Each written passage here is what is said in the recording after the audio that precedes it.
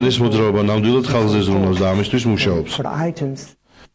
ქრისტიან-დემოკრატიული მოძრაობის წევრები ბათუმში ბაგრატიონის ქუჩის მოსახლეობას შეხვდნენ. საუბრის თემა ბაგრატიონისა და მის მიმდებარე ქუჩაზე მოუწესრიგებელი საკომუნიკაციო სისტემები იყო. ადგილობრივები ამბობენ, რომ უკვე 2 წელია ქუჩაზე მოძრაობა შეფერხებით მიმდინარეობს, რაც მოსახლეობას სერიოზულ დისკომფორტს უქმნის.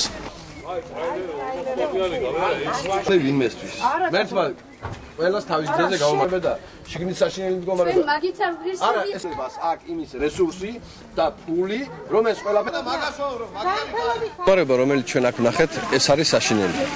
ანტისანიტარია, სუნი, გადათხრილი ქუჩები, dabzaruli, დანგრევის პირას მდგარი შენობები.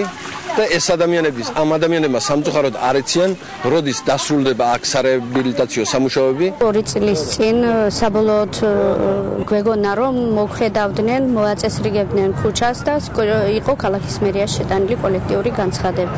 ამასთან დაკავშირებით 10 დღის შემდეგ მივიღე პასუხი, რომ აუცილებლად მიმდინარეობს ქუჩის მშენებლობა და დავიწყებთ ქუჩის მოწესრიგებას.